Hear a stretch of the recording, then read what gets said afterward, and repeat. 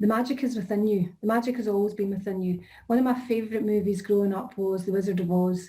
And sometimes all we have to do is realise all we have to do is click our heels and we can go home. And home is wherever we want it to be. And if we know ourselves from the skin in, then the magic truly is within us.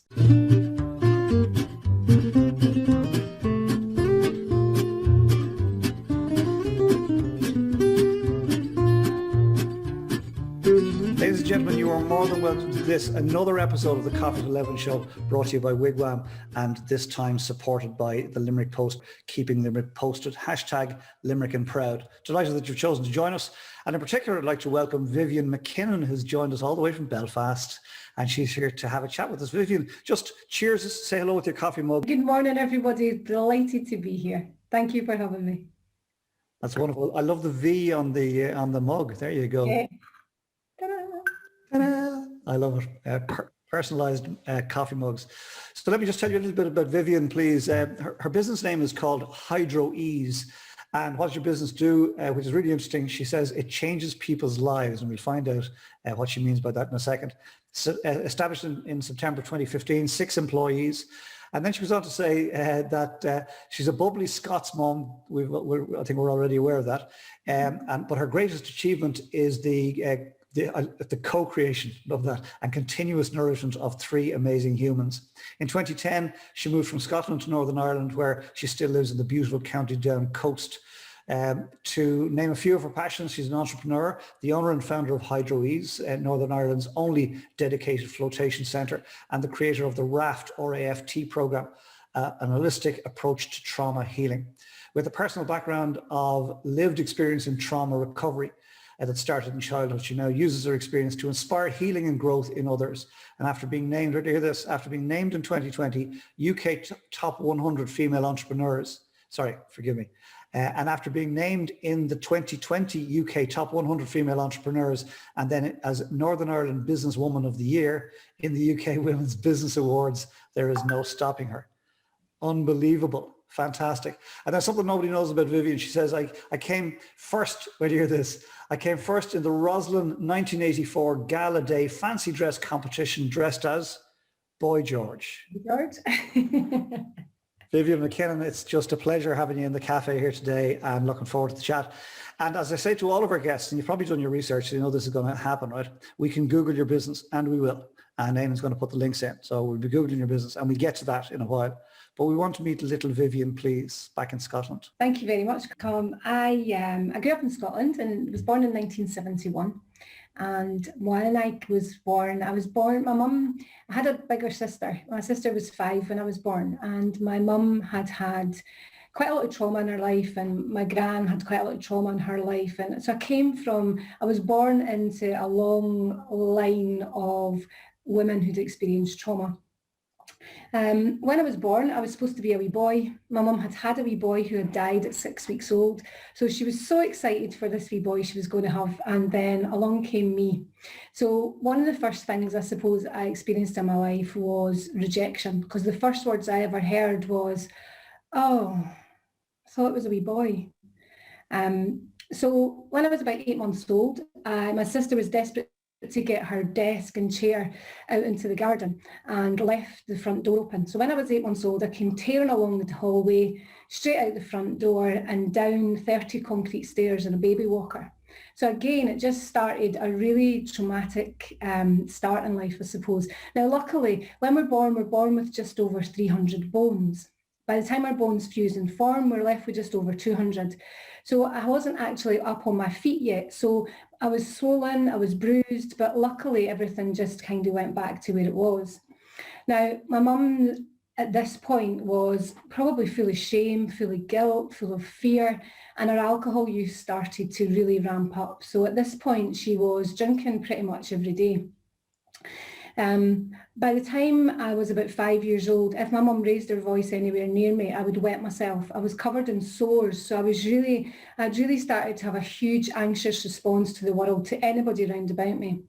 Because of my mum's increased drinking and because of being left in vulnerable situations, by age 8, I'd pretty much experienced every abuse you could imagine. And I remember being at a party one night in my mum and dad's house, and I stole a drink. I stole this drink. Everybody seemed to be drinking and everybody was having a great time.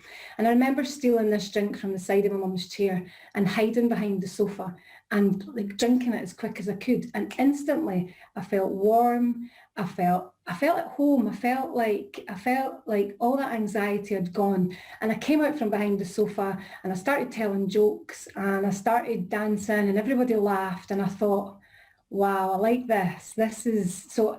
By that point, I suppose I'd kind of disconnected. I remember being about 4 years old and I was running away from something. I don't know what it was. Still to this day, I can't remember. And I remember lying in long grass and I felt like my heart was going to beat out my chest. And I remember sort of seeing myself coming out of myself, looking down on myself and then disappearing. And it was such a profound experience that it stuck with me all my life.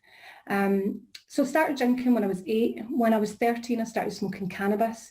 And I really started to find ways to avoid the pain inside. I found ways to move away from the things I didn't want. And I found that it worked really well. When I was 15, I left home. I was backwards and forwards. When I was 18, I got married and I was pregnant and I had my son. And my husband was quite a bully. He was quite a powerful man. He was probably the same as me, really, but we had both created these shadows of who we were. I had created this bubbly, carefree person. He had created this big protector. And really the child in me who was looking to be protected, connected to the shadow that he had created. Within 2 years, I was fleeing a domestic violence relationship. The man that I thought I could fix and the bully that I seen for everybody else that I thought would never show himself to me brought himself to the fore quite quickly. So I had I left him and I lived on the streets with a 1-year-old. Yeah, thanks, Tim, for that love heart. I just want, we could fly through this and miss the depths. And so I just don't want to do that if you don't mind. No, not at all, on you go. And when I said, will you introduce us to little Vivian, even I didn't know what to expect, but I didn't expect what has just been shared. So, thank you for sharing. And as Shelley said, this is going to go out to an audience. We've no idea who this touches. That's not up to us. Our job here is to produce this stuff and put it out there, right? But somebody will hear this somewhere, sometime, could be 20 years from now, and it'll help. So I just don't want to skim past, if you don't mind. I'm dumbfounded because I wasn't expecting. You said I said in the introduction, it started from early trauma. When you said that, whenever your mother raised her voice around you, you wet yourself. Yeah. I was thinking, oh my God.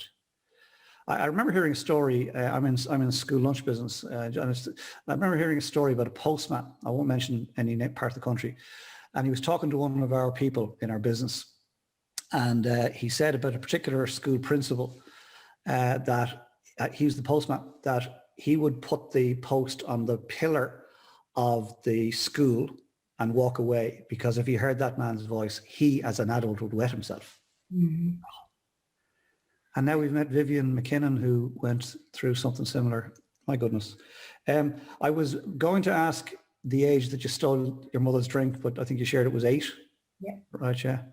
And that you say you felt warm and you came out and you started telling jokes and I presume you liked the attention. Is that fair to say? Yeah, Colin, I think more than anything, I like the feeling. A lot of and throughout my life, I think I was always trying to fit in. I was always trying to kind of find where it was that I could be me, and never really found that place when I was a child. And I think alcohol gave me an opportunity to escape. It gave me something that until that point I had never had. And when I felt, what alcohol provided for me and continued to for quite a bit of my life, well, not just alcohol, just substances in general, but it was that first time that my whole system, body and mind, just went. Yeah. What about school? What was school like for you? School, I don't remember much of school actually. When I was, a lot of my childhood, there's black areas, and I've done a lot of work But, sometimes the unconscious mind just represses stuff because do I really need to go back there? Do I really need to go? It'll give me things as and when I need. And so school for me was I always thought I was stupid. One of my core beliefs was I am stupid. But it was because my mind was so busy trying to keep me safe, so busy focusing on survival. So primary school was a bit of a blur. I remember having friends and just doing whatever I could. I actually remember, Colm, when I was about in primary one or two, and I remember my dad used to always tell us, when you are in the house, you can't tell anyone about your mum's drinking, because if you do, the social work will be involved, and so don't tell anyone, just that's it. But then when I was on the other side of the door, my dad would say, now, don't lie, don't cheat, don't think you're better than anybody else, do your best, always be. So he was trying his hardest with the limited resources he had to keep things together. So I lived in this confusing world where it was kind of like, don't lie and don't cheat, but always have a secret. So, and alcohol was one of the things that I was kind of like, this can be my secret. But I remember being at school and I had a friend, and her dad was a doctor and her mum was a teacher. And every day she would get a Mars bar. Now, Mars bars years ago were this size. It might have been my hands were smaller, but I definitely think Mars bars were this size when I was a kid. And sometimes I would get an apple, sometimes I wouldn't get anything. And I remember the very first time I lied and stole and cheated was when I thought, my friend had her Mars bar, and I was like, I'm going to steal that Mars bar. And I remember, this is really strategic thinking for a 6 or 7 years old. I'm going to steal that Mars bar, and I'm going to wait, and I'm going to be the last person in the queue, because we queue up to go into the school. And as you went into the school, you walked through a corridor, the toilets were on your left, you walked into the classroom, there was a cloakroom bit, and then you went into where the chairs and tables were. And I remember thinking, I'll be the last in. So I made sure I was the last in the queue. I got in, everybody put their jacket off. I took my jacket off, and I waited till there was nobody watching, and I stole the Mars bar. And I said to the teacher, I'm just going up to the toilet. And I remember going into the toilet and having that rush, like, oh, I've done something so bad. But it felt like home, because it was a secret. And so I went into the bathroom. I ate the whole Mars bar, practically inhaled it, then got the wrapper and hid the wrapper in the cistern. Now the cistern was up high, so I had to stand on the toilet. Again, really strategic thinking for a 6, 7-year-old. And then went back in the class and went, oh my God, what have I just done? And I could feel my heart beating and I could feel my stomach going. But I think that thrill, I've done something wrong, nobody knows about it, was kind of what continued a lot throughout my life, was having that rush, that impulsive behaviour that resulted in, oh, I know something you don't know kind of thing. But I remember my friend coming out at break time going, someone stole my Mars bar. And I was going, was it me? And couldn't look at her for days and days and days. Because do you know what your penance is? Do you know what your penance is today? You need to send that lady a Mars bar somehow. I know, definitely. Send her a Mars bar, just randomly let it arrive in the post. Listen, thank you for sharing that. That was a bit of light entertainment, dare I say it. We'll ignore the theft. Right. But you know what? See that experience. So when I was probably about 28, I was going to a wedding and all my friends were going out, and it was the dance area, the dance scene, and they were all going out clubbing, and I was going to this wedding. And we met up afterwards about 3 a.m, went back to a party at my friend's house, and I said, how was your night? And they were like, yeah, it was really good. How was the wedding? And I said, oh, it was great. She said, yeah, Nikki got her handbag stolen. Do you know the first thing I said was, it wasn't me? And she went, well, no, it wasn't you. You weren't even there. But you know what? That tiny wee me who was in here, who was still going, oh God, I stole the Mars bar, was suddenly up, and she was operating the behaviour. She was that to come out with, it wasn't me, when I wasn't even there. So, I'm quite having that version of me who lives inside me. I nurture her every day because she never had her needs met. She had nobody to look after her, but I can look after her now. So sometimes she'll pop up around various different things, and I'm like, oh, this is interesting. So she's still in there. That wee girl who munched that Mars bar is still alive and well. Does she know she's minded and loved now? Yes, indeed she does. Yes, indeed she That's does. lovely. You said something there about the drink, sort of filled you up, and I'm paraphrasing, but what I heard was it made me feel normal for a while. And it reminded me of a conversation I heard on the Late Late Show. You're probably familiar with the Late Late Show, bit of an institution down here. And it was with Christy Dignam, who's the lead singer of Aslan, the group. And he's come out about his abuse, but he's also come out about his heroin addiction. And he said the first time he took heroin, all of a sudden he was okay. And he said, this is what the rest of them must feel like. This is it. And of course that just fed the problem. Okay, thank you for sharing all that. I did interrupt you. You were married, and things weren't exactly perfect back then. Yeah, well, so I left my husband. Me and my son lived on the streets.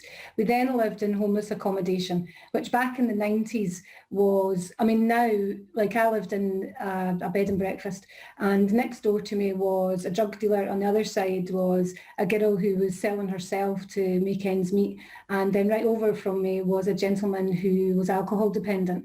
And he would get his money and he would drink for 3 or 4 days, and then he would have withdrawal for 2 or 3 days. So it was a really unsafe space for a single parent and, a small child. Gary was only 1.5 at this time. I then got into the dance scene, and I was offered a job, and I got paid in drugs and alcohol. So I was at this point introduced to cocaine and amphetamine and ecstasy, and it just again was another vehicle that just stopped the pain, that just stopped my overactive mind. I had a lot of beliefs around I'm not good enough, I am stupid, others are better than me, I am vulnerable. And at that point in my life, the last thing I wanted was vulnerability, because I believed then vulnerability was a weakness. But it was only because the vulnerability was thrust on me. It was involuntary vulnerability. And so I spent pretty much most of my 20s. I got into another relationship. I had my daughter. And it was getting increasingly difficult to hide these different things that I was doing. So depending on who you were would depend on who I was. And I could be whoever you wanted me to be, because I'd spent all my life dancing around someone whose energy was so jaggy and was so, my mum was just, she was a beautiful, beautiful woman. But I remember I remember crossing the road so I could hide from my mum. I remember telling people I hated her. I didn't hate her, I just hated the behaviour. I just didn't like, I wasn't, I couldn't connect with her. And the times that I did, I remember being a kid and sitting up beside her on the chair when she was sober, and she would give me a hug and she would say, I'm sorry for shouting at you yesterday, or I'm sorry for doing whatever. And they were the moments of connection. That's not fitting in, that's belonging. And that feeling of belonging, that feeling of sitting there and saying, I just want her to be like this all the time. So in my 20s, bouncing backwards and forwards from lots, I was addicted to being addicted, actually. Like at one point I was, I was barely in, I was down to about maybe just under 8 stone. And a couple of people had said, you look like you could, you should really go and speak to someone. And I was like, no, I'm fine. And then I went to the doctor, and the doctor made a referral to the Royal Edinburgh Hospital. And I remember thinking, that's where the crazy people go. And then I thought, my secret's been sussed. People know that I'm restricting what I'm eating. And pretty much overnight, I went from being borderline anorexic to borderline bulimic, because I was like, right, well, I can eat in front of everybody, but then I can go and be sick. And no. And it was back to, this is my secret. So again, and then I would gamble lots of money. I would spend lots on the internet. I would be really promiscuous when there was nobody there. I would, you name it. I was avoiding the pain of the past. I was finding something that filled me up on the inside. And then in 1999, I woke up one morning and I felt a bit unwell. And within 6 hours, I was in intensive care. I'd been rushed into the hospital and they thought it was suspected meningitis. I spent 2 days on a life support machine. And as soon as I started to come round again, before I even opened my eyes, the voice in my head was like, look at the state of you. What are you doing? Oh my God, you should have your kids taken off you. You are a terrible mother. No wonder nobody loves you. Look at the state. And it was incessant. But this time there was almost like another voice there that was saying, Viv, please stop this. Like, do you want to die? Do you really want your kids to have no mum? Do you want, is this the life you want? And I remember getting out of the hospital that time and being so full of shame and guilt and fear and embarrassment, but it wasn't any different to what I'd already experienced pretty much all my life. So I remember leaving the hospital and saying, right, that's it, I'm going to change. Now, anybody who's tried to change from any kind of behaviour, even if it's just, stopping eating buns, if it's stopping smoking, it's not as simple as going, I'm going to change. And then you skip off into the sunset and it's all roses and daffodils and glitter from the sky. It would be great if it was, but it's not. So that was in 1999. In 2001, I signed up to do a sponsored walk along the Great Wall of China. Now, I lived with panic disorder at this time, and I was to raise £2,500. And I remember sitting in a bar with an old boyfriend, and this old boyfriend had slept with my best friend. He had stolen money off me, had broken into my house, and but he was still a good friend of mine because he didn't reject me. I finished with him, so it was like, the whole thing was just, don't reject me. So I remember sitting chatting to him and he said, you'll never do that. You will never be able to raise £2,500. And I remember looking at him, the back of his head as he was standing at the bar and thinking, I'm going to make you eat your words. I am going to do this and I'm going to challenge. A lot of my life, what I believed was what I'd been taught to believe by the caregivers around me, based on their limited capacity to deal with the things that had happened to them. What I believed that they showed me created my beliefs. And I started kind of looking at the two words and I was kind of going, do you know what? The letters L-I-E are in the middle of both of the words. What if everything I believe is a lie? What if all the beliefs I have about myself are a lie? So, up yours, I'm going to go. So cut a long story short, I went to China, 52 people I'd never met before in my life. And every morning I got up and I looked in the mirror. I was up like 5, 6 in the morning, an hour before everybody else. And was looking in the mirror saying, right, Panic, if you're coming, you come now, because I've got a busy day ahead and I'm not having this. And a couple of mornings it did. But then it meant that like 3, 4 in the afternoon, when my stomach started to churn and my heart started to beat, that kinder voice was kicking back in going, Panic, she gave you a chance this morning. And then I came back from China and I was just like, I raised £2,600. I also managed to get them in for a grant for 18,000 and a grant for 22,000.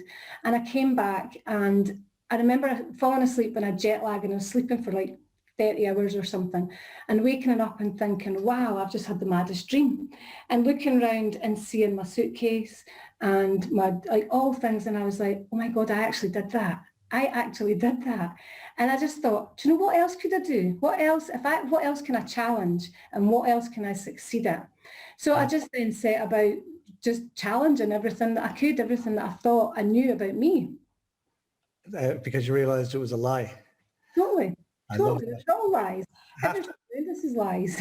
have to hold you there. I'm in awe, and I'm looking at the faces and the expressions changing, and people holding their head in their hands and whatnot as you and I are chatting in the cafe. A couple of things that just again I like just to make sure we don't miss stuff.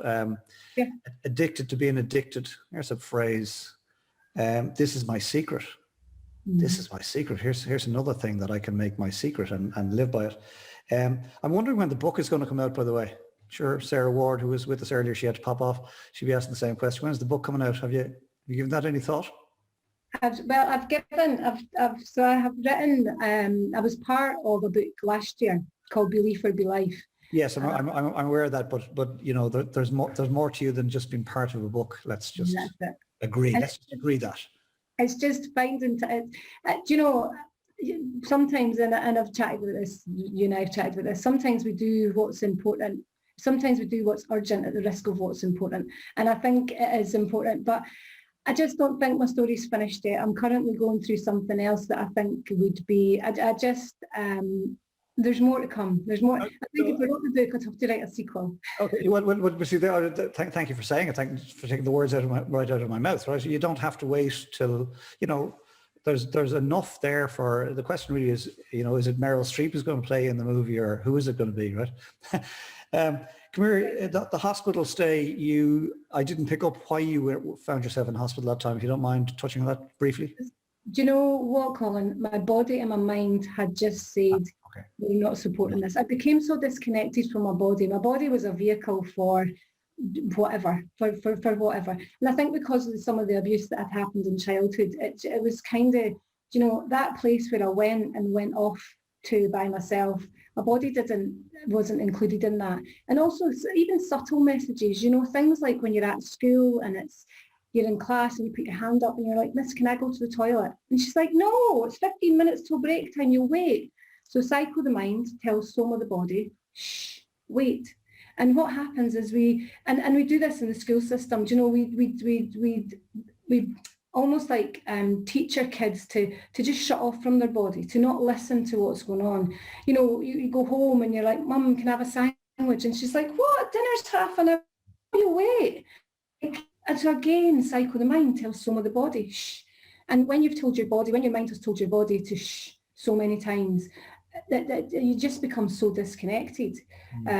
So I think that's what happened that time. My body and my mind, I was using lots of drugs, I was drinking lots, I was full of stress, I was full of fear, I was trying to be everything for everybody. I wasn't really sleeping, I didn't really drink much water, my diet was really poor, I was pushing myself constantly and just collapsed. I mean, I got lumbar punctures, blood tests, scans, and when I eventually came back to, the doctors in the hospital just said, it's just it's something viral. So they reckoned, now when I look back on it, when I left the hospital said, "Go home and for 2 weeks go as far as the couch, to your bed, to the bathroom. Do not do anything else." And I took that advice and I'm so glad I did, because I firmly believe if I didn't, I probably would. I mean, I did have a lot of pain that I stored in my body, but, I think I would have a diagnosis of something like ME or fibromyalgia or something like that. But I was able to take that time to heal because, I don't know, just that voice that just came in that hospital bed that was like, "Please stop this." I just thought that it's that inner knowing, Colin. It was that, Colin, that was that part of me that, and I think that's what that taught me at that point, was stop being corruptible. When you become incorruptible to yourself, then you just start to really connect. So yeah, that was, still don't know to this day what it was. Something viral, they said. Well, it was the universe, and the universe saying, "Vivian, we need you. What are you doing?" You've All got right, plans for you, lady. yeah, for sure, and that's why I think you should write the first few books now, and you get to the rest of them later. Come here. So thank you for that. The other thing that struck me was two quick things. One was you've got wonderful empathy, and I'm using the word empathy instead of sympathy, for the people around you. You were treated horrifically, dare I say it. But you used the phrase, again paraphrasing, they would have done better had they known better with their limited capacity. That's just so forgiving. That's just so forgiving, but also very true, very true. I think people do better when they know better. And but the fact that I think that's a generosity of spirit there, Vivian, within you. And the thing is, Colm, my mum and the people around about me, I just think I wouldn't be who I am if I never had the experiences I had. And the way I look at it, I love my work. I absolutely love it. And I have a really good ability to be able to, I hold space for people, and I hold a clean, clear space. And it's not filled with my stuff. It's not filled with anything. It's just a clear space for people. And I do that by understanding that all of my life I've been researching who I am now. All of my life. A lot of the time I thought, I pointed fingers out. I'm like this because you did this and you did this to me and I can't believe it. But I look back now, and even my ex-husband, he, like, a lot of the stuff that he put me through, I was always like, I hate him. I would love to see him, blah, blah, blah. He became a heroin addict and was married to a lady who stabbed him, and he ended up in the jail, and he ended up having a stroke and is now in a wheelchair. And, and for a lot of my life, that was what I wanted to happen to him. And now I'm just like, that is so sad. He was so impacted by the things that happened to him. But do you know what? Do you know what he taught me about myself? He taught me how courageous I am. He taught me that I get to a certain point and I go, hang on a minute, no more. Even as a young woman, I was able to do that. He taught me that you can love someone, you can absolutely worship someone, but you can put them through the most horrendous pain because you want them to join you where you're at. rather as trying to create something that you can both step into. So I'm fully gratitude for every experience I've had in life. I wouldn't be who I am if I didn't do that. Everybody's here to teach us a lesson, but sometimes we get so caught up on the emotion that we run with the emotion and we take it as ours. And throughout your life, people will give you gifts. People will give you gifts of connection, of being, of love, of joy, of togethers. Like, they'll give you all that stuff and they'll wrap it in silk and they'll put beautiful bows on it. But it's not until you accept it as yours and take it inside that you realise they're sharing their pain, their fear, their guilt, their hurt. By then, it's your shame. By then, you're kind of going, oh, what do I do with this stuff?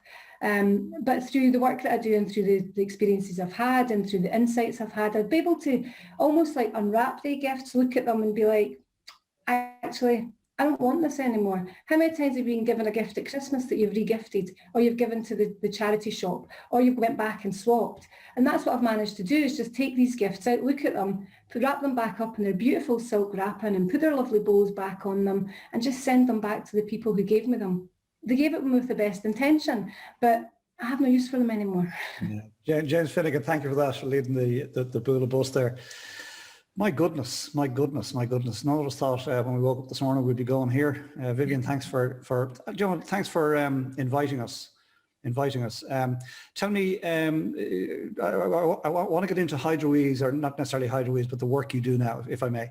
But the other thing that struck me, two things, right? My whole life has been me researching who I am. Wonderful, absolutely wonderful phrase. The second thing was, yes, you came out of the hospital after the universe threw you in there, and the doctor said, couch, bed, bathroom, and you went from there to the Great Wall of China, in fairness, right? I mean, that's some physical journey, but it sort of parallels the inner journey. And that thing where you said, okay, panic, this is your time, this is your moment, come now or I'm not letting you in. And the other part that struck me out of that story was you said 3 or 4 o'clock in the afternoon, the panic began to well up in you. And I'm thinking, because we see you as you are now, and I'm thinking, how could that have been? But there's the problem, we're seeing you as you are now because of the work you've done. So, and you know, Colm, I remember, and it would have been about 1997, 8, something like that.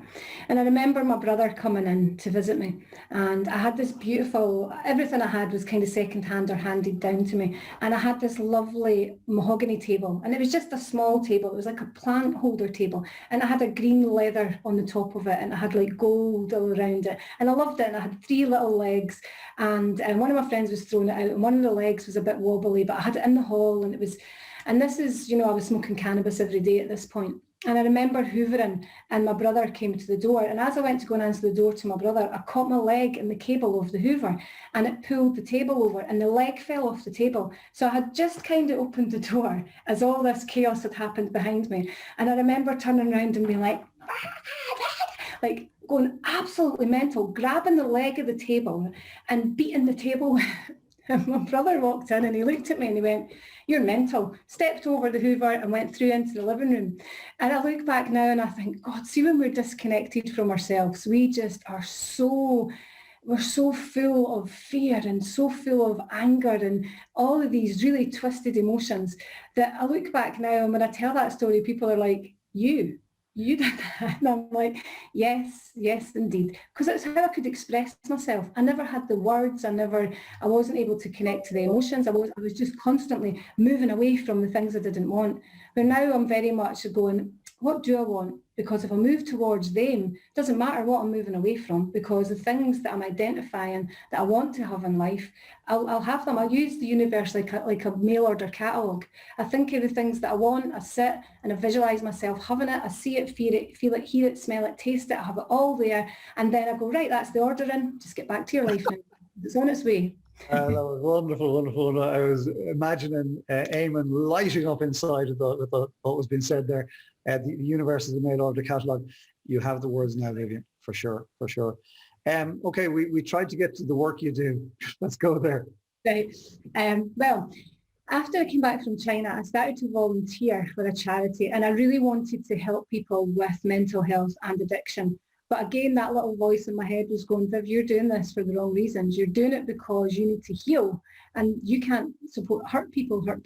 So just don't go there yet. So I started working with young people in the care system, and they were making that transition from being looked after and accommodated to independent living skills. So part of the volunteering, I was introduced to this gentleman called Lucas, and he said, without me actually telling him much about my past, he said, Viv, do you know what? You would love float therapy. And I was like, what was that? And he was like, you would love it. So cut a long story short, I went along to this local float centre, and flotation is 25 centimetres of body temperature water and half a tonne of Epsom salt. Now here in Hydroease we have cabins that are 7 feet in height and 6 feet by 8 feet. But back then it was one of these small pods that you had to lift the lid, climb in, lie down and close the lid on top of yourself. And I stood there for 5 minutes going, are you having a laugh? In 1999, I said I wanted to live. I'm not going to climb in a coffin-like structure, close the lid on top of myself with this head and nothing, I'd forget it. And then, but again, the wee voice was, and I love the voices in my head, they're amazing. And they're all mine. And the voice was like, just get over yourself, get in the water and get over yourself. What happened in that first float, I still can't put words to. But remember the 4-year-old that I told you about who just came out and left me when I was 4 years old? She came back and she was like, right lady, we have work to do. And I had this vision of helping people to heal. I had this vision of bringing something different. I had a vision of, not standing by the standard ways of approaching trauma recovery. And I see myself floating through the walls of this centre, and I had float tanks, and I had people, doing one-to-ones. I had a creche for children, all these things. And when I came out that first float, I said to the girl who owned the float centre, oh my God, that was amazing. I had this vision and I had this and I had that. And what happened? And she said, yeah, it's a lovely spa treatment. And I went, no. I said, this is a mental health intervention. You have to use this. Everybody needs to be doing this. Why? No, you're marketing this all wrong. And I left and I was going, yeah, I'm going to do this and I'm going to do that. And then I'm going to do this and I'm going to do that. And then the voice of doubt went, how are you going to do that? You're thick as mince. You left school when you were 15. You have minimal qualification. You'll never do that. But again, the other voice was like, well, go back to college, go to university, go and do, you've got your life ahead, you go and do it. So I went to college and I studied health and social care, and I looked at what are the underpinning values and models that we base our health and social care system on. And what I quickly found was that it's very medicalised. It's a medical model, and it doesn't really take in all the traditional medicines and approaches that the modern medicine has called alternative, but really modern medicine's alternative. But that's a different discussion for a different time. And I started to look into various different things. So I then went to university, studied social science, and became interested in group dynamics. And then interested in echo chambers and why do we have beliefs and values around what we think other people want? And a lot of us do that. And then I sort of looked at, group think mentality and how someone can have an idea, and simply because of the standing they have and the people round about them, especially in terms of academia, other people will simply believe and accept that idea as theirs because it comes from someone they admire. And then I thought, do you know what? I'm a group of people. Inside me is Vivian, the abused child, is Vivian, the scared teenager, is Vivian, the single parent, is Vivian, the homeless, the person who experienced homeless. There's Vivian with strength, there's Vivian with conviction, there's the Vivian that stood up to people, there's the Vivian that's brave. And I thought, do you know what? I'm going to have a meeting with all of these versions, and we're going to create a CEO. And that CEO is going to nurture and look after every single one of them based on their needs, based on the needs that they never had met previously. And then I thought, right, and I just started to really build that. And then, I went and studied with Richard Bandler in neurolinguistic programming. He introduced me to Colm McKenna. I studied hypnosis with Colm McKenna. I've done a master practitioner in neurolinguistic programming with Emma James. Done a master practitioner in timeline therapy with Emma James. Done a master practitioner in hypnosis. I became a Havening practitioner. And all the while I was on this journey of self. It was to take the biggest journey you'll ever take is from the head to the heart. But see if you can get the gut involved as well. Absolutely. It's like it's that beautiful cyclical journey that when the gut speaks, the heart and the head go, sorry, hang on, what was that? Or when the head speaks, the heart and the gut go, hang on, before you do anything, what's that? So then it just makes sure that it's my whole, everything I do. And again, it's down to becoming incorruptible. But then I started chatting to people and I started explaining things to people in a way that people were going, oh my God, that makes sense. Now, I'd went for counselling, I'd went for CBT, none of it resonated with me because like to sit and tell I sat and told a counsellor about some of the things that happened as a kid and she went like this. And I thought, oh my God, I'm freaking that poor woman out. She's going to go home and have nightmares. And she kept saying, oh, and how did that make you feel? And I was like, what? Are you even asking me that? But I found the more I was talking to people, the more people were going, oh my God, that makes sense. Why are people not talking like that? So I started to work in the charity and voluntary sector when I moved over to Northern Ireland. And I quickly realised that what I was doing was very different to what other people were offering in terms of intuition, working with someone, letting someone come into a room and not sitting with a flip chart going, oh, this is session 1, so we'll do this, this and this, and then we'll move to session 2 and we'll do, it's like, bring it to me. This is your space. How are you feeling right this moment in time?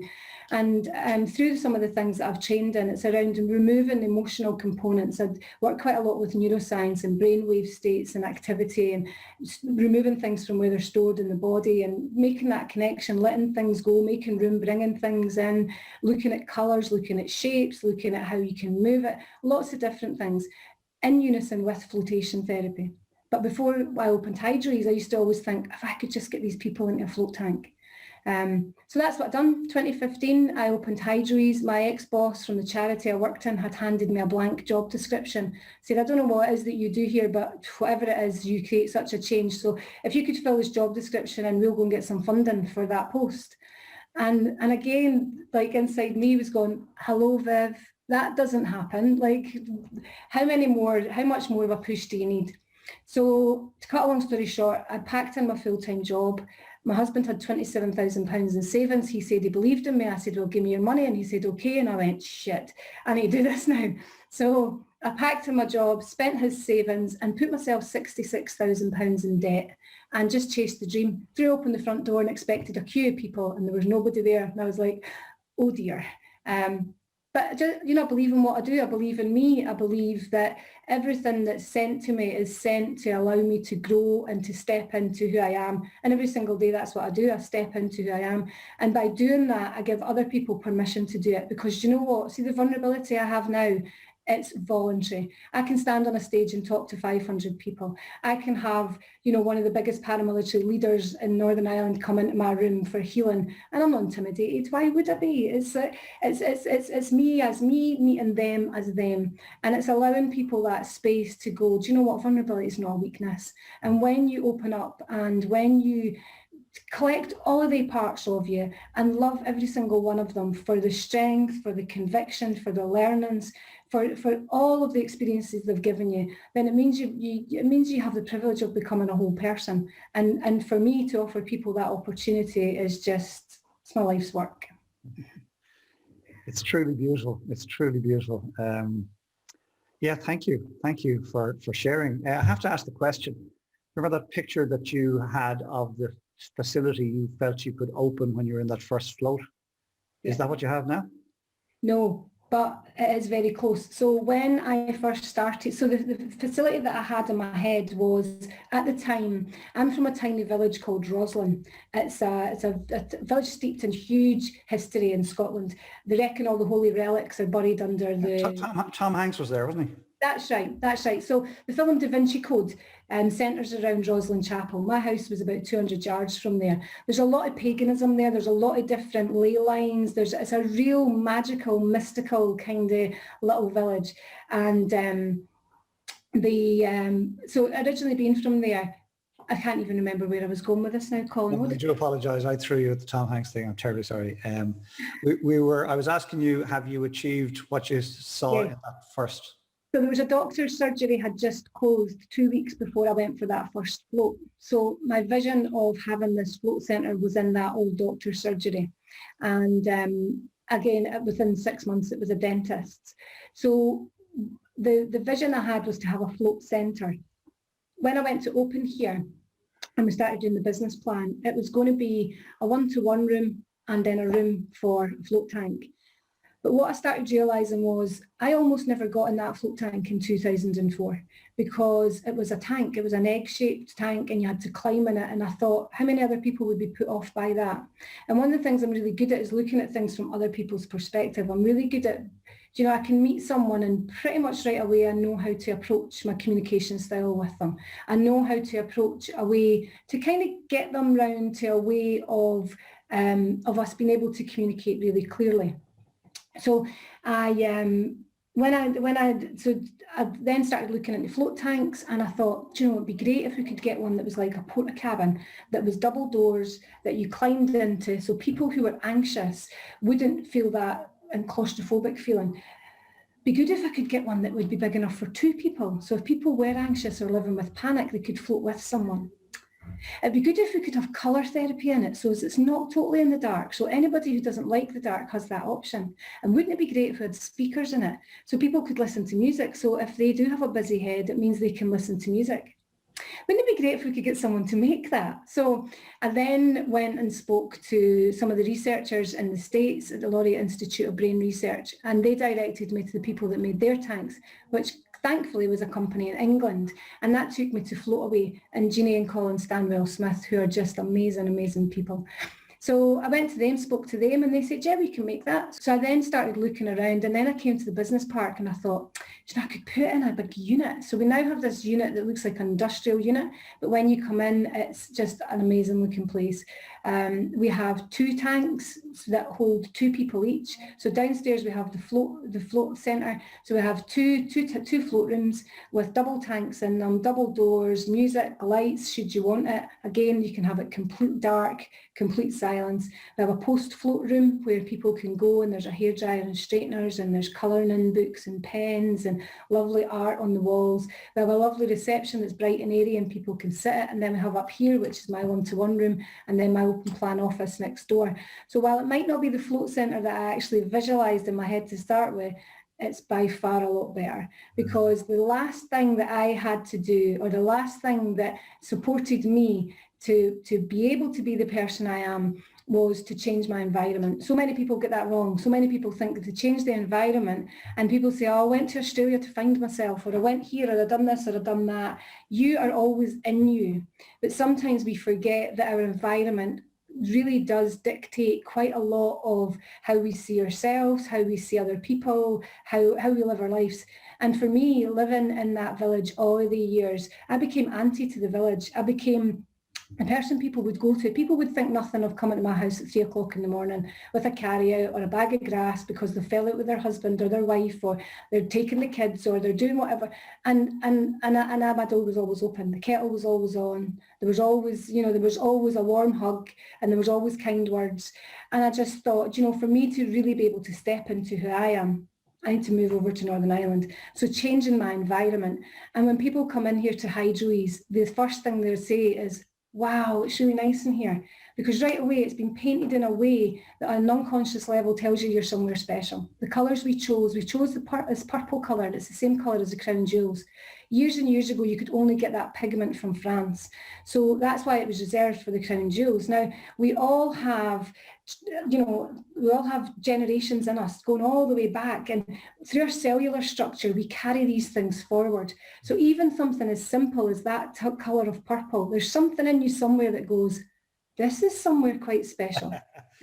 The smell, we have a signature smell, which is lemongrass and cedarwood. So again, the minute people come in, their environment's changed, their internal process has changed. They're almost in that hypnotic state because they've came in and they're like, they've came out of that big bad world that's outside, and they're coming in this industrial unit, and they're like, it's an industrial unit. And then they come in and they're like, oh, the plants are lovely. Oh, it's really nice in here. And people are going about in their bare feet, and there's nice music on in the background, and the dog's here, Denver sits here, and it's just beautiful. It's just beautiful. And I had the great privilege of having a video tour last week as Vivian and I were talking about her coming onto the show here. We could talk all day, listen to you all day. That's what we could do, right? but I'm conscious of time for everybody's sake. And we do want to get to everybody's favourite part of the show soon. And that's Michelle Barry, Princess Shelley. But we can't go there without you telling us about when Vivian met Gabor.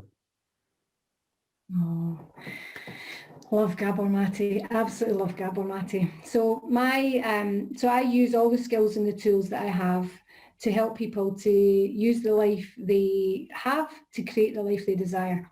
And I do it in unison with flotation therapy, and that's the RAFT program. So it's reconnection and flotation therapy. Through that, I have quite a lot of links in the trauma recovery world, and I was part of a thing called Emerging Proud, and it's changing the paradigm of mental health. It's looking at, we don't have breakdowns, we have breakthroughs. When people's mental health starts to be deteriorated, why don't we rally around them? Why don't we tell them how amazing and wonderful they are? Why don't we cook them lovely meals? Why don't we go and visit them and take their children to the park for them? No, we don't. We kind of go, oh, well, I don't know what to say, so I'll just leave you in the mire. So part of that, there was a movie, a documentary that was made called Crazy Wise, and it was looking at how early childhood, adverse childhood experiences can really taint who you believe you are as a person and who you believe you are as an adult. And the director for that was a guy called Phil Brogues, and the narrator and the physician that was given feedback on that was Dr. Gabor Mate. And I was like, wow, because I loved his work. So I was included in an email, and his email was on it, and I thought, oh.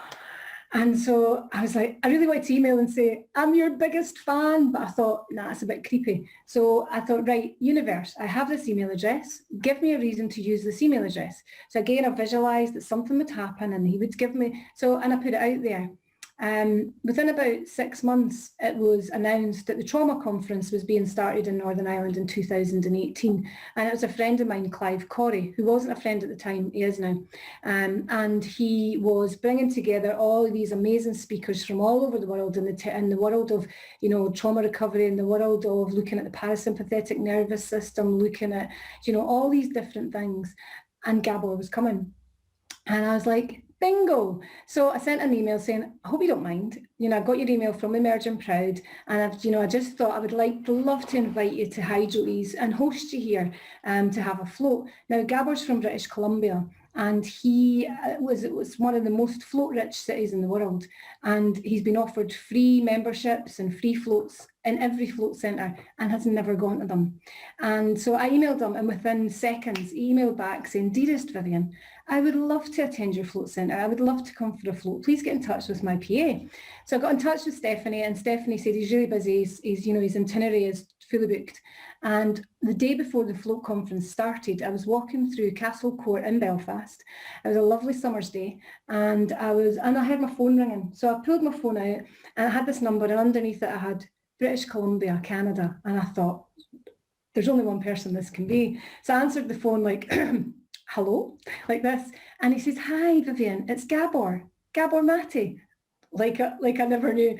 And I said, oh, Gabor's that great to hear from you. How was your flight, and how are you settling in, and blah. And he said, I just wondered if the offer of the float was still open. I said, absolutely.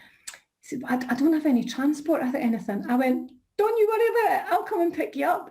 So I picked him up from the Hilton Hotel in Belfast and brought him out to Hydro Ease, and he spent 4 hours with me out here. And throughout that whole time, I thought, you know what, I'm not going to talk to him about trauma and addiction. I'm going to talk to him about, how was your flight? How's the family? What kind of food do you like to have? Is there anything, what do you watch on Netflix? So we got chatting about Wild Wild Country, because that's what he was watching at that moment in time. And I just treated him like a normal person. And we had a gentleman here at the time who I'd been doing some work with, who was, live in his addiction, and was kind of not struggling, but he'd had a couple of sort of oops that I call them. And he came out the post float room as Gabor came out the float rooms, and he said, Vivian, and I said, Phil, this is Gabor Mate. And he turned around, shook his hand and went, all right, mate. Vivian, I was just wondering, can we get, and he had no clue who he was. And I just loved it, because Gabor sort of stood there like, and then stood back a bit, and you could tell he was totally like, this is great. Like, it's no, so he came through, I sat in reception, the sunshine was coming in the window. When I drove him back to Belfast, we drove up over the Craiggantlet Hills, and it just shows a beautiful view over Belfast. And I just sort of turned around and looked at him, and I said, I actually can't believe I'm standing here enjoying this view with you. I think I might be a bit starstruck. And he just looked at me and as cool as you like went, you'll get over that. And looked back at the view, and I was just like, oh, this is just so beautiful. So I kept in touch, just every sort of 6 months I would say, how's things? Here's a wee video that I've done. This is where we're at with RAF. This is blah, blah, blah. And then I got in touch with him earlier this year, and I just said, I'd love to host a webinar with you, but something that's up close and personal, and I'd like people to come on who are active and live in their addictions, or family members who are really struggling to understand their loved one's behaviour, and give them direct access to you, so as that they can ask you questions, so as that they can just be amongst you. You're not this big, this big character who's on stages and is untouchable. I want to bring you within touch and distance. And he said, I'd love to. So I was like, and again, it was a, oh shit moment. I have to do this now. So on the 27th of May, I'm doing a webinar with Gabor Matic called When Vivian Met Gabor in the Realm of Hungry Ghosts. So very exciting. Isn't that just wonderful, wonderful, wonderful. Listen, Vivian, it's been a joy, despite the challenging journey that you had to get here. But thank you for being here on the Coffee at 11 show and sharing your story. And we wish you every success. So we'll be watching you and indeed following you with interest and excitement. I'm going to pass over to Princess Shelley, if I may. Just we'll take a break, you and I, and let's hear what's been going on in the cafe. Thanks, Shell.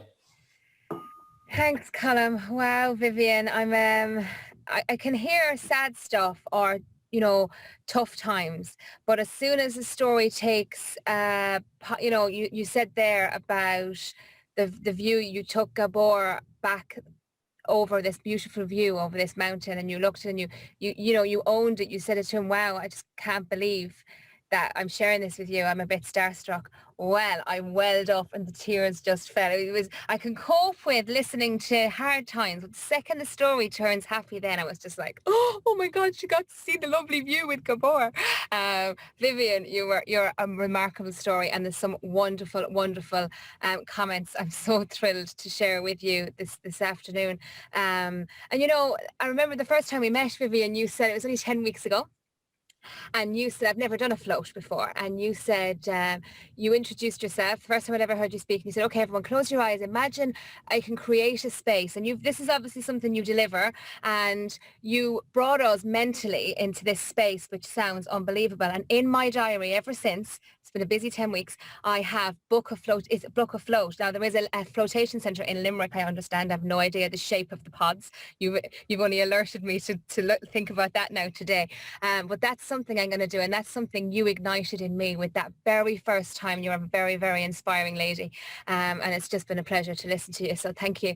The first comment I'm delighted to share was, Eamon, you were talking about the addiction and how that release, it felt like home. I didn't expect to be able to relate to your story in that side. I have no understanding of it or experience of it, and Eamon popped in and said, that's the problem, isn't it, Vivian? Crutches such as cannabis or alcohol, they seem to work really well at the time until we learn. So I think Eamon was drawn on his own story there, of course, before he became such an integral cog in the Coffee at 11 show. He had his own very rich story, which has also been on as a feature of a guest on the show as well. You can see his story if you look back.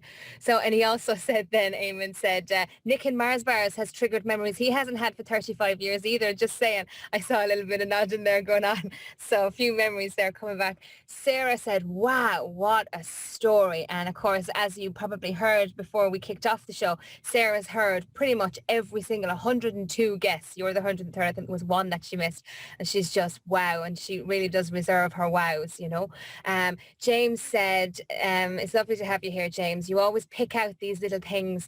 You've this real gift for picking out a sentence that we can all really relate to. James said, Vivian, the unconscious mind will give me things as and when I need, because Colm had asked about your childhood and your school, and you'd said it gets locked away until I need it. I saw Katrina, that's our editor, just before she'd to log off, she'd to be somewhere else, but she was an emotional wreck listening to your story. She may even edit this out afterwards now when she sees phrase it.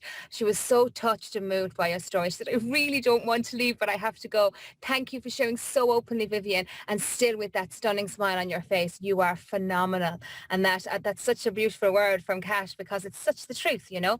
And this, Donald popped this in. Donald, thanks. Donald's a regular in the cafe. And this before you mentioned Gabor, I went back to check that it was the same name afterwards when you mentioned just there toward the end of your interview with Colm. He said, so insightful, what Tony Humphreys might call the genius of adaptive survival.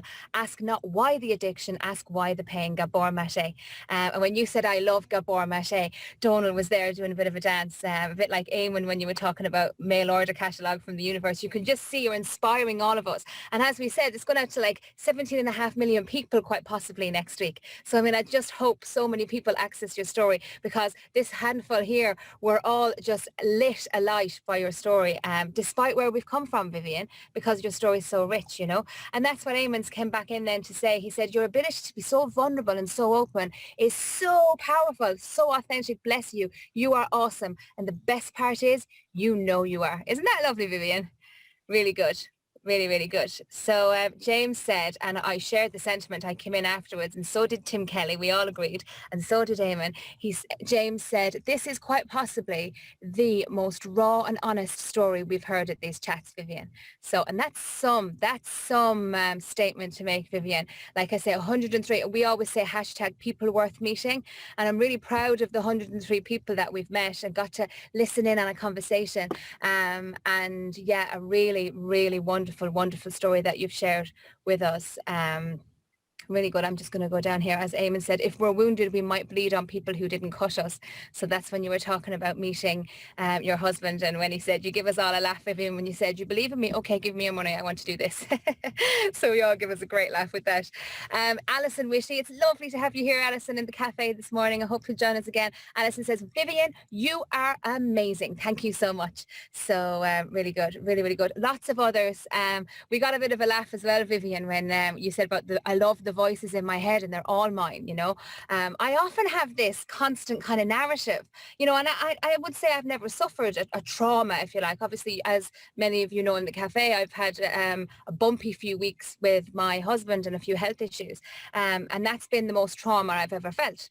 But historically, in my level 43 years, I haven't. And there's so much of your story that I can these voices are, oh, what makes you think you deserve that? And and I'm just like, wow, Vivian, you've just encapsulated it. We might have come from such a different history, but there's so much of your story that resonates. And that's what James was saying there. You were giving us all a nice little laugh with that. So then there was a bit of divilment between our two guest services there.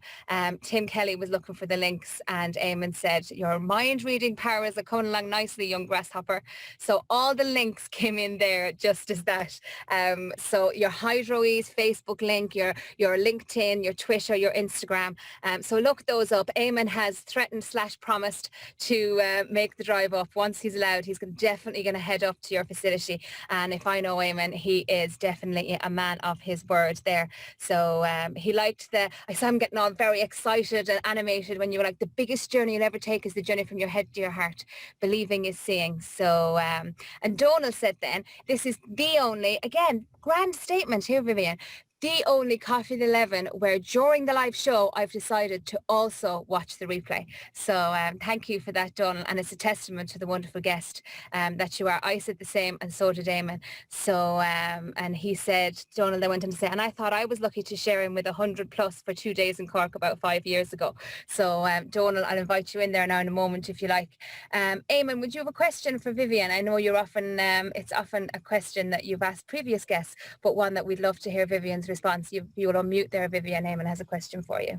I have about 400 questions, Vivian. One now, Eamon. Just one. I'm going to manage you effectively. Yeah. The first question that springs to mind is, Vivian, thank you so much. So much love and honor and respect for your story. And I was just nodding like one of those little nodding bobblehead things in the car all the way through. I related so much to it, and I'm definitely coming up in person. I have to check out your facility, and we'll have the chats up there. That's definitely happening. We'll have to connect outside of this show. My question would be, would you maybe share one thing?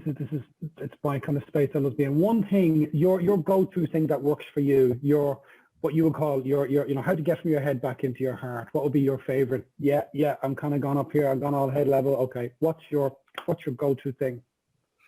Well, apart from the float, my go-to thing was every single day and I've spoke about this loads, and lately I've kind of changed it a bit, but generally every day I haven in the shower in the morning, so rub myself from the arms to the elbows, and my mantra is the only expectation I have of today is no expectations.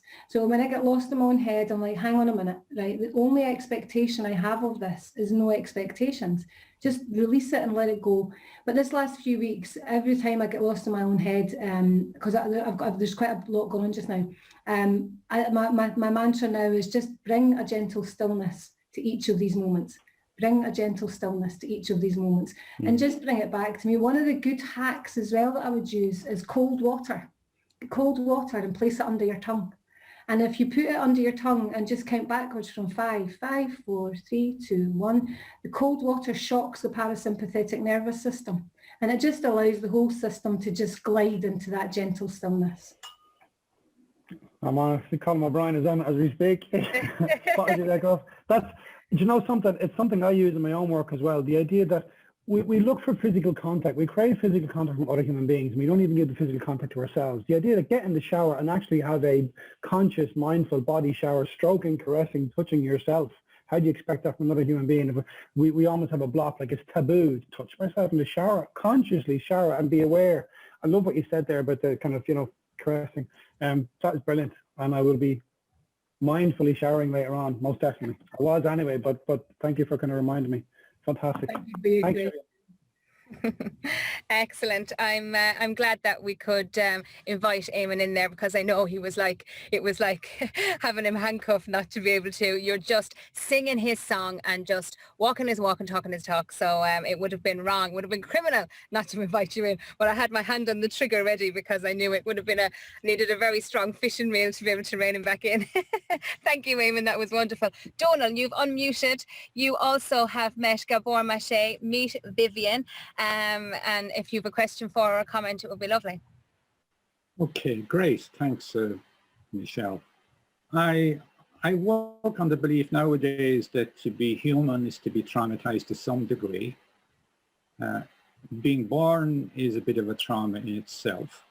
That's not to minimize or trivialize what you've been through, Vivi. In no way. I see Gabor Maté as a trauma expert, probably one of the premier world trauma experts. And his quote that I put up there, ask not why the addiction, ask why the pain, has an emotional resonance for me. It's a simple few words that says so much. So essentially, Vivian, your story evoked feelings of trauma and pain, and how to rise above it, or maybe deal with it. And the other person I mentioned there, Tony Humphreys, who is a psychologist down in Cork, he talks about the genius of how we adapt for survival. And he's someone, if any one of you are interested in this area, he's also very well worth knowing. Anyway, it was lovely to be here. I'm glad I heard it live as well. Like, the best calls, the best presentations, the best calls are not just talks or interviews, they're experiences. And I would describe today's call as an experience, and that's probably the best compliment I can pay it. Thank you so much, Donal. That's so lovely to hear. And like all my life, one of the things that resonated with me from my own voice after that hospital bed was the magic is within you. The magic has always been within you. One of my favourite movies growing up was The Wizard of Oz. And sometimes all we have to do is realise all we have to do is click our heels and we can go home. And home is wherever we want it to be. And if we know ourselves from the skin in, then the magic truly is within us. But sometimes we just don't see it. So thank you so much for your feedback. That was lovely, Donald. Oh, I'm so glad you came in, Donald. Thank you very much for that. Really, really great for us to listen in, like a quintessential real life cafe. You know, you and Colm have had a really interesting conversation, Vivian. It's like Colm's just gone up to get a refill for the coffee, whatever, and you open up a conversation with Eamon and a conversation with Donald, and we're all listening in, and it is just a real cafe environment with having this such an interesting and beautiful character to listen to today. So thank you so much, Vivian, and thank you everybody else. So excited for this to go out into the world, for people to hear it. I hope as many people as possible access your story, Vivian, because you're wonderful. I had no idea the woman behind the face I met each week on the screen, because you're remarkable, absolutely remarkable. Colm, can I hand back over to you? Thank you, Vivian. Thank you. Yeah, you can if you wish. Quite remarkable. The Princess Shelley piece has become everybody's favourite part of the show, including mine, by the way, because I do get to step out of the conversation and hear what's been going on. And I knew your story would impact people. I just didn't know how much and how quickly. And, I want to thank Eamon and Donald for your contribution in there. If I may, Donald, just to say thank you for sharing that, because there was absolute depth in your feedback to Vivian, and such gratitude that came through it. So, but thank you for doing that, because again, it's a vulnerability that we're willing to put out there. We've no idea who it will perhaps help unlock in time. So bless you and bless everybody that's been here today. It's been lovely having you on the Coffee at 11 show today, Vivian. Let me just thank everybody before we let them go away. And of course, some new faces. You've been more than welcome. And the Coffee at 11 show is wonderful. It's here every week. Vivian is our 103rd guest. So you're welcome back anytime. We're running for another, I think, 9 or 10 weeks in this particular season, and we'll take a break and come back again later in the year. So you're welcome back anytime. We would love to have you here. But not every conversation is as rich or as deep as the one that we've just had, and that's thanks to our special guest, Vivian. But allow me just thank the team, if I may, because without them, indeed without the audience, but without the team, it couldn't happen at all. Princess Shelley, of course, who produced today's show, heart emoji, that's her thing.